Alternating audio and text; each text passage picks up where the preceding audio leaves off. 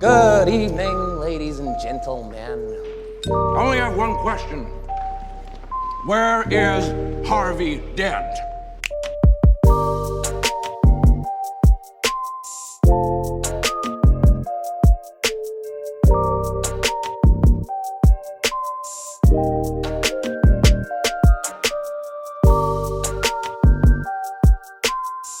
黑暗骑士是克里斯托弗·诺兰蝙蝠侠前传3部曲的第2部，以现实主义风格重新诠释了超级英雄题材。影片摒弃夸张的漫画风格，以真实的芝加哥为主要取景地，突出蝙蝠侠在没有超能力的情况下，依靠科技与谋略，将英雄形象建立在坚定的意志和道德选择之上。技术上，诺兰开创性的使用 IMAX 摄影机拍摄部分场景，以超高分辨率强化视觉沉浸。影片通过小丑这一角色，探讨了秩序与混乱的主题。他不断制造极端局面，迫使人们直面规则崩塌时的道德选择。希斯莱杰以极具震撼力的表演塑造了经典的小丑形象，成为影史难以超越的角色。黑暗骑士在商业与艺术上均取得巨大成功，不仅成为首部票房突破10亿美元的超级英雄电影，还获得奥斯卡最佳男配角和最佳音效剪辑奖，奠定了其在电影史上的重要地位。不只看热闹，更要看门道。欢迎来到观影悟道。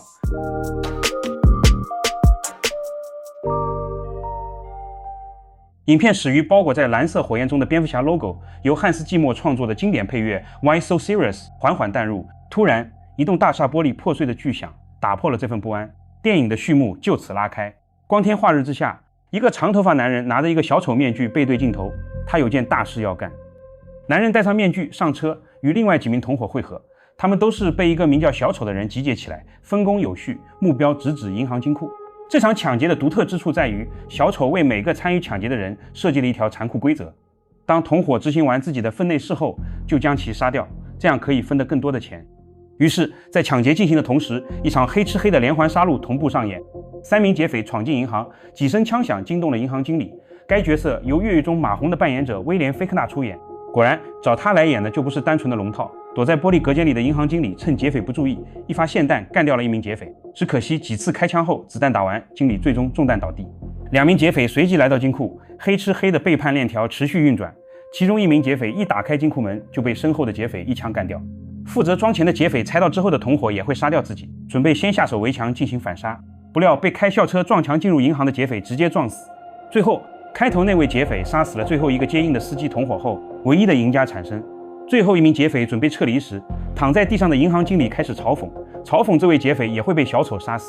Look at you. What do you believe in, huh? I believe whatever doesn't kill you simply makes you stranger. 原来他就是小丑，他将一个烟雾弹塞进经理的嘴里，驾驶校车开出银行，完美的混入了一队正在经过的校车中。旁边赶来的警车对着数辆一模一样的校车更是毫无察觉。小丑在众目睽睽之下从容逃脱。哥谭市的夜晚，市长正公开宣称即将逮捕蝙蝠侠，明确否定这种个体打击犯罪的方式。然而，哥谭警局公告栏上贴着几张毫不相干的人物照片，上方却标注着蝙蝠侠嫌疑人。这个微妙的细节显示着警方对这位蒙面义警存在的默许。戈登警长在楼顶发射蝙蝠信号灯，等待着那个黑影的到来。一位女警探送来咖啡，言语间透露出对自己母亲住院的担忧，这为后续剧情埋下了一个伏笔。与此同时，在城市阴暗的停车场里，黑帮分子正围堵着一位蝙蝠侠的老对手——反派稻草人。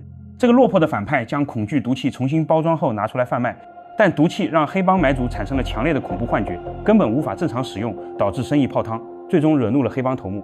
就在冲突升级之际，2个穿着劣质皮衣的山寨蝙蝠侠突然现身，想模仿蝙蝠侠打击犯罪，但显然假蝙蝠侠并不是反派们的对手。很快，正牌蝙蝠侠的防弹蝙蝠战车赶到，进行了强大的火力输出。蝙蝠侠将稻草人轻松制服，昔日劲敌如此轻易落网，预示着这次蝙蝠侠将要面对的威胁已不可同日而语。接着，蝙蝠侠前来银行劫案现场调查。这所银行原本是黑帮的洗钱据点，所以不设常规报警系统。戈登早已布下天罗地网，通过标记钞票锁定了另外5家涉案银行。随后，蝙蝠侠卸下装扮，变回布鲁斯，来到秘密基地里。他一边处理着与恶犬搏斗留下的伤口，一边注视着屏幕上关于新任检察官哈维·丹特的报道。这位被誉为光明骑士的司法新星，同时也是布鲁斯的前女友瑞秋的新任男友。法庭上，哈维从容不迫地掏出那枚著名的幸运硬币，尽管他声称将命运交给运气，但观众都知道这枚硬币两面都是头像。审理案件过程中，证人突然翻供并持枪威胁哈维时，他果断制服对方，展现出过人的胆识。在与警长戈登的会面中，哈维直截了当地要求警方停止与蝙蝠侠的秘密合作，一切行动必须合法透明。虽然戈登对此没有给出明确回应，哈维还是签发了对5家涉案银行的搜查令。韦恩大厦里，韦恩公司的董事们与刘氏集团正开着会，而布鲁斯却因为昨晚太累，在开会时睡着了。刘氏集团声称公司年增长稳定在8%，这引起了布鲁斯的怀疑，决定取消合作，并表示他只是想看看刘氏的账目和一些违法勾当。此外，布鲁斯向技术主管福克斯提出了改良战衣的请求，一套更轻便、颈部可灵活转动的新装备。当晚的餐厅里，布鲁斯带着芭蕾舞演员巧遇哈维与瑞秋。席间，布鲁斯不断试探哈维的为人，言语间暗示着蝙蝠侠正在寻找接班人。哈维的正直品格让布鲁斯确信，这就是哥谭需要的光明骑士。与此同时，黑帮头目马罗尼正与刘氏集团首脑进行一场秘密的视频会议，双方围绕2大棘手问题商讨对策：一是小丑劫走了他们的一笔资金，二是警方已经明显加大了侦查力度。会议中，刘氏透露了自己独自策划并以安全转移所有剩余赃款的计划，此举除他之外无人知晓详情。正因如此，警方在后续行动中未能查获黑帮的任何资金，行动宣告失败。就在此时，小丑不请自来，伴随着标志性的笑声，他单枪匹马闯入现场，一名黑帮手下试图对他动手，却被小丑仅凭一支铅笔制服，上演了一出令人瞠目的铅笔消失术，瞬间让会议室鸦雀无声。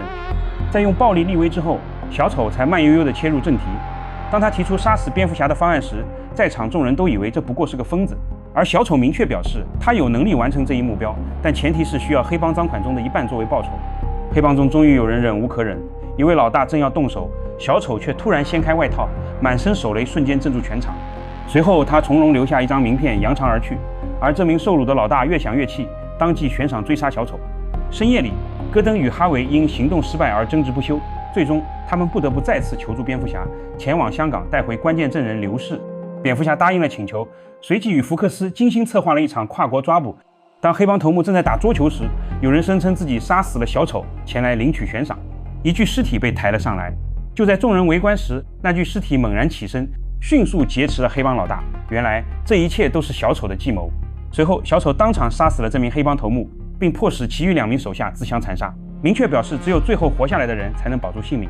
这一行为充分暴露了小丑极端残忍而扭曲的性格。另一边，蝙蝠侠展开了一次跨国行动，他利用高科技声纳系统，雷厉风行地潜入刘氏公司大楼。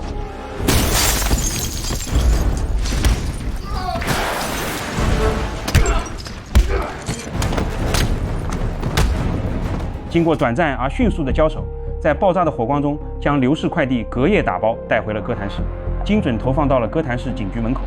然而，被捕的刘氏只愿供出同伙名单，拒绝交代赃款下落。哈维接受了这笔交易，将上百名罪犯送上法庭。他认为，打破哥谭黑白2道微妙的平衡，需要循序渐进。小丑的反击来得很快，一具戴着蝙蝠面具的尸体吊死在市长办公室的窗前，身上留着小丑的扑克牌：“真正的蝙蝠侠，请站出来。”电视里，小丑的杀人宣言和最后通牒让整座城市陷入恐慌。不久后，在布鲁斯为哈维举办的筹款晚宴上，哥谭名流们戴着虚伪的面具交际应酬。天台上，布鲁斯向瑞秋坦言，哥谭市需要不戴面具的英雄。与此同时，法医在小丑留下的名片上检测出3个人的 DNA， 分别是苏法官、罗白警察局长以及哈维丹特。这是小丑接下来要杀的3个人。小丑的猎杀行动已经开始。Somebody with access to your office or your house must have lifted tissue or glass. Wait! 警察局长被毒杀，法官命丧汽车炸弹。当小丑亲自闯入晚宴现场，高声追问哈维下落时，布鲁斯已提前将哈维击晕，藏了起来。随后，他迅速赶到密室，换上战衣，变身成蝙蝠侠。混战中，小丑将瑞秋抛出窗外，蝙蝠侠毫不犹豫地飞身救下瑞秋。接连的惨案让哥谭司法系统濒临崩溃。管家阿福用缅甸劫匪的往事点醒布鲁斯：有些人作恶不为金钱，只为见证世界的混乱。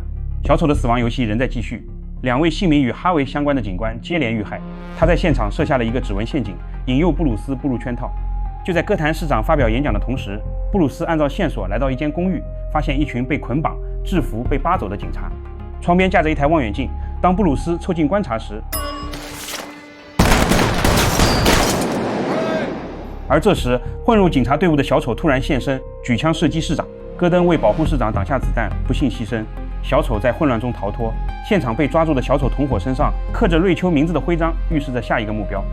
当晚，蝙蝠侠冲进酒吧暴打黑帮成员，试图逼问出小丑的行踪。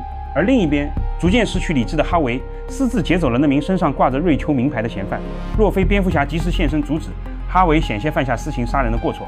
显然，两人都已方寸大乱，因为小丑的下一个目标是他们都爱的女人瑞秋。要求蝙蝠侠站出来的社会各界人士越来越多，布鲁斯决定公开自己就是蝙蝠侠的身份，并承担所有责任。只有这样才有机会找到小丑。然而却被哈维抢先了一步。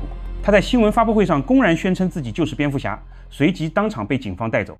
困惑而忧心的瑞秋找到管家阿福，质问蝙蝠侠为何允许哈维去顶罪。阿福表示，这是为了顾全大局，蝙蝠侠代表一种正义的信念，绝不能向罪恶屈服。离开前，瑞秋留下一封信，让阿福在合适的时机转交布鲁斯。在押解哈维的途中，小丑如鬼魅般现身于一辆巨型卡车之上，他扛起火箭筒袭击押运哈维的警车，蝙蝠侠随即驾驶蝙蝠战车赶来拦截。千钧一发之际，蝙蝠战车以车身抵挡火箭弹，最终被彻底摧毁。但蝙蝠侠迅速从残骸中脱身，从战车中剥离出一辆蝙蝠摩托，如暗影般再度追袭。他驾驶摩托穿梭腾挪，对着小丑的卡车射出钢索，将整辆巨卡凌空掀翻。小丑从废墟中爬出，随意朝蝙蝠侠开了几枪，随后却放下武器，嘴里不停念叨 Come on, I want you to do it, I want you to do it, come on, hit me. 他笃定对方不会狠下杀手。果然，在最后一刻，蝙蝠侠猛然转向，撞上障碍物，当场昏迷。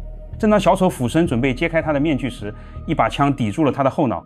本该死去的戈登突然现身，原来这一切都是他精心布置的诱捕之局。戈登因抓获小丑被任命为警察局长，但这短暂的胜利不过是小丑棋局中的一步。就在大家刚松一口气时，噩耗传来，哈维与瑞秋同时遭绑架。Me? I was right here. 小丑明明被抓，为何还能犯案？原来戈登的手下早已被黑帮马罗尼买通。蝙蝠侠在审讯室疯狂殴打小丑，而小丑却报以扭曲的笑容，开始了他的新游戏。他给出2个地址，一个关着哈维，一个关着瑞秋，周围都堆满汽油与炸药，时间只够救其中一人。蝙蝠侠毫不犹豫地选择了瑞秋，驾摩托疾驰而去。从昏迷中醒来的哈维听见电话里瑞秋的呼喊，瑞秋告诉哈维，小丑说他们之中只能活一人，让他们的朋友蝙蝠侠来做选择。哈维试图挣脱绑住他的绳子，挣扎中不慎摔倒，半张脸浸入汽油。在警局的审讯室里，小丑开始了他的心理游戏，他不断用言语刺激、嘲弄看押他的警察。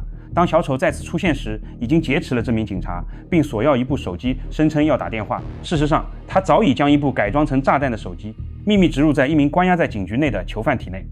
电话铃声响起，炸弹瞬间引爆。趁着混乱，小丑轻松脱身，顺手带走了被关押的刘氏集团首脑。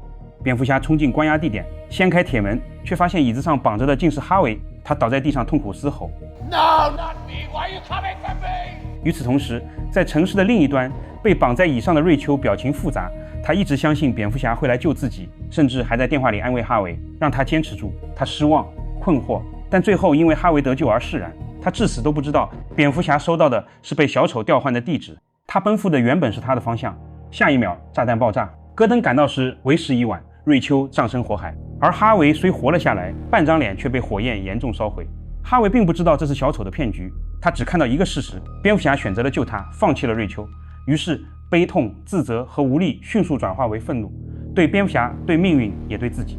至此，小丑的每一局都完胜。他杀人诛心啊！歌坛陷入至暗时刻，蝙蝠侠站在废墟之中，背负着无人知晓的真相与无法言说的悲痛。小丑逃出警局，坐在疾驰的警车后座探出身子，绿发在狂风中飞舞，油彩映着歌坛的霓虹闪动，那是一个疯子癫狂的胜利之舞。在医院里，哈维从病床上惊醒，左半边脸被厚厚的绷带包裹着。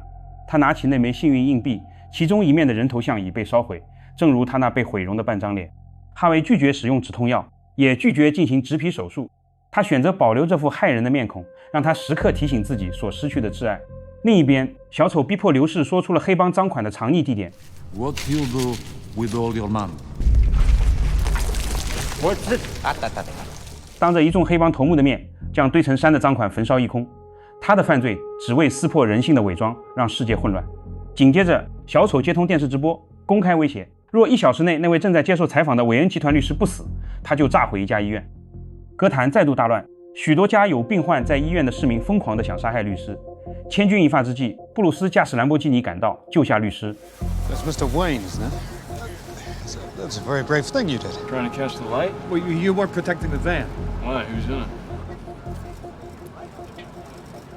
而小丑假扮成护士，溜进哈维的病房，并坐在床边，用自己那套歪理一点点动摇哈维对正义的信念。在痛苦和愤怒中，哈维彻底黑化，从此变成了冷酷偏执的双面人。随后，小丑按下引爆器，整座医院轰然炸毁。小丑炸医院时，引爆器停顿的经典片段，并非临场发挥或意外故障，而是一次精心设计的安全暂停。希斯莱杰在已知爆炸会分两段进行的前提下，以其对小丑角色的深刻理解，即兴加入了皱眉、敲打等神经质动作，将计划内的停顿化为了角色性格的神来之笔，最终成就了这场看似意外的影史经典。由于那名律师并未被杀，小丑再次启动了他的人性实验。他绑架了电视台主持人，并通过媒体向全城发出公开威胁，宣称当晚将举行一场游戏，不想参与的人现在就可以逃离城市。然而，逃离的人们又中计了。这场游戏的舞台就在2艘驶离哥谭的渡轮上，一艘载满普通市民，另一艘关押着囚犯。2艘船上都放着一个遥控器，能引爆对方船上的炸弹。小丑给出规则：午夜之前，若一方按下按钮炸毁对方船只，自己那艘船便可幸存；如果双方都拒绝下按钮，那么2船将一同被炸毁。这个游戏有3种可能的结果：结果1，平民按下按钮，罪犯未按，平民船只幸存，但将背负为了自救而杀死他人的集体罪孽。哥谭市民将成为杀人犯集体，社会道德体系崩溃。结果2，罪犯按下按钮，平民未按，罪犯船只幸存，平民船只毁灭，近千名无辜者与儿童丧生。这不仅是惨剧，更意味着恶人主动求生，善者因善而死的价值倒置。结果3，2艘船都未按下按钮，午夜钟响时，2艘船都爆炸。无论船上的人如何选择，小丑始终保留最终控制权，这使整个实验更加残酷。船上人的选择可能毫无意义，只是小丑观察人性的剧场。这是经典的囚徒困境。平民船上，多数人投票选择按下按钮，却无人肯亲手执行。罪犯船上，一个光头大汉夺过遥控器，直接扔出窗外。罪犯中也有人做出了正义的选择。最终，2艘船上的人都未按下按钮。为了解救市民，蝙蝠侠利用福克斯研发的声纳监控系统，入侵全市市民的手机，锁定了小丑的位置。在一栋废弃大楼里，小丑再次设局，他将人质与手下互换服装，试图混淆视听。蝙蝠侠识破诡计，迅速制服暴徒，最终与站在废墟高处的小丑展开对决。We really should stop this fighting. Otherwise, we'll miss the firework. And here we go. 午夜钟声敲响，船只并未爆炸。小丑低估了人性的善，就在他恼羞成怒，准备手动引爆炸弹时，蝙蝠侠掷出飞刀将其击伤。小丑从高处坠落，被蝙蝠侠凌空救下并擒获。这场关乎秩序与人性的较量终于落幕。但小丑还有最后一张牌，哈维。原来逃出医院后的哈维已彻底堕入黑暗。他找到了所有与瑞秋死亡相关的人，从受贿的女警拉米雷斯到黑帮头目马罗尼，用那枚烧毁一半的硬币对他们进行了最终的审判。他甚至绑架了戈登局长的家人，在废弃大楼中以掷硬币的方式决定他自己、戈登儿子以及蝙蝠侠的生死。关键时刻，蝙蝠侠冲上前，为了救下孩子，将哈维推下高台，哈维当场坠亡。小丑赢了。他成功地将哥谭的光明骑士变成了和他一样的邪恶化身。为了不让哈维的堕落摧毁哥谭市民刚刚重建的希望，蝙蝠侠做出了最终决定。他认为哥谭需要的是真正的英雄，一个没有污点、可以被信任的象征，而哈维·丹特必须成为那个象征。蝙蝠侠承担了所有的罪行，他让戈登宣布蝙蝠侠是谋杀警察的凶手，启动追捕程序。伴随着汉斯·季默低沉而恢宏的弦乐如宿命般缓缓升起，蝙蝠侠消失在黑夜之中。他成了哥谭必须拥有的必要之恶，背负所有罪名。影片结束。看完《黑暗骑士》后，真正让 UP 心里发毛的，并不是蝙蝠侠最后悲怆的选择，而是小丑这个角色。他的恶近乎纯粹，不为金钱，不为权力，他只是想看世界失序，规则崩塌，人性泯灭，并从中获得快感。正是这种毫无功利性的邪恶，让人不寒而栗。更可怕的是，这样的逻辑并不只存在于电影里。在现实的互联网环境中，一个人可能仅仅因为外貌特征、立场观点、个人喜好，甚至一句无心的发言，就被推上审判席，被迫接受无数陌生人的围观、指责和定性。有人乐于扒皮、曝光隐私、放大错误，在一次次围猎中获得掌控他人命运的快感。在 UP 看来，这种行为背后的驱动力与小丑并没有本质区别，把事情搅乱、看他人痛苦，本身就成了目的，甚至被包装成一种值得追捧的美学。也正因为看清了这一点，UP 所理解的善良早已不是世界本来就很美好的天真幻想。恰恰相反，它是一种在看见混乱之后依然选择克制与清醒的态度，拒绝参与那些低成本的狂欢，不为恶意贡献注意力、流量和掌声。说到底，UP仍然相信那些看起来有些老套的东西，基本的秩序、对他人的同情心以及对自己行为的责任感，才是真正能把人从混乱中拉出来的绳索。做一个守护者也许不够刺激，但UP愿意站在这一边。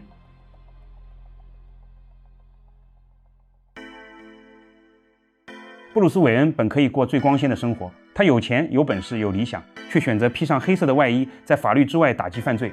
但他坚守一条底线，绝不杀人。这种克制恰恰是对正义本身的敬畏。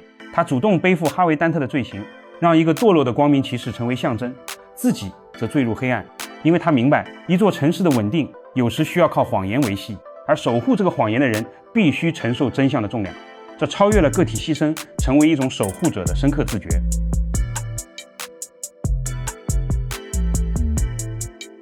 这个角色既不求财，也不图权，唯一的目的就是证明人性的黑暗。他精心设下道德陷阱，只为撕破文明社会的伪装。小丑代表着一种彻底的破坏哲学，在他眼中，一切规则、道德与身份都只是脆弱的幻觉。他最恐怖的地方在于，总能动摇甚至瓦解你所坚信的一切。当他把歌坛最正直的检察官变成靠抛硬币决定生死的双面人时，他便完成了对秩序最彻底的嘲弄。如果连最相信法律的人都崩溃了，那么所谓的信仰和原则还剩下什么？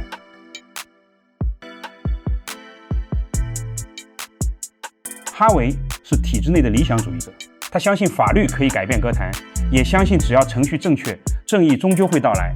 他被视作白天的蝙蝠侠，但一场爆炸夺走了爱人，半张脸毁容，他的信念也随之崩塌。哈维的堕落极具警示意义，依赖外部条件支撑的道德是脆弱的。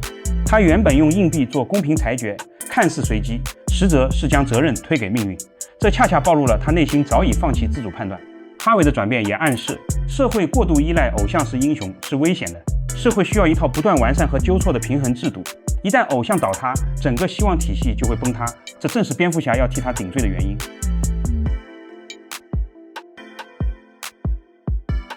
戈登没有蝙蝠侠的能力，也没有哈维的光环，他只是一个努力在腐败警局中保持正直的普通人。他清楚蝙蝠侠的行为不合法，却依然选择默许和配合。戈登代表现实中最可贵的一类人，明知系统不完美，却不逃离，而是选择在夹缝中尽量做对的事。他既配合蝙蝠侠的法外正义，又始终试图将其纳入法治轨道。他的存在说明，改变社会不能只靠英雄或制度，更需要无数像他这样在日常中坚守底线的普通人。他所面对的政治伦理困境直指现实，为了维系社会的秩序与人们对正义的信念，是否可以隐瞒部分真相？这不是虚伪，而是一种沉重的责任。本期黑暗骑士解说完毕，欢迎点赞、评论、分享。你的一键订阅是我们剪片人最后一点理智的来源。我们下期再见。